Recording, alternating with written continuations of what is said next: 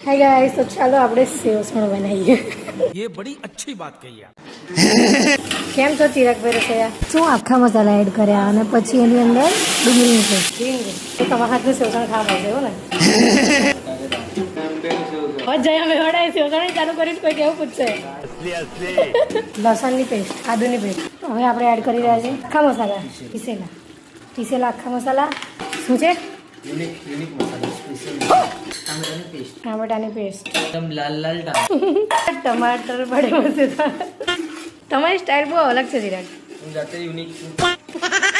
આમાં બધા મસાલા આવી ગયા સમજો બધું વગાડેલું બેસન હવે વટાણા એડ કરીશું। જોરદાર હવે તરી બનાવીએ। તરી એટલે તેલ તો નાખવું જ પડે। લસણ પેસ્ટ બનાવીને લસણ મસ્ત શેકાઈ જાય ત્યાર પછી એની અંદર આખા મરચાં હોય ને એને પલાળી રાખેલા થોડીક વાર અને એની પેસ્ટ બનાવીને 2 થી 3 ટામેટાની પેસ્ટ બનાવેલી છે। 3-4 મિનિટ મસ્ત શેકાવા દેવાનું અને પછી જો મીઠું નહીં રાખવાનું બીકોઝ આપણે લોંગ ટાઈમ સુધી રાખીએ તો રાખી શકાય। મરચું વધારે એડ કરવાનું તો સરસ શેકાઈ જાય એટલે રેડી। વાહ, એક નંબર।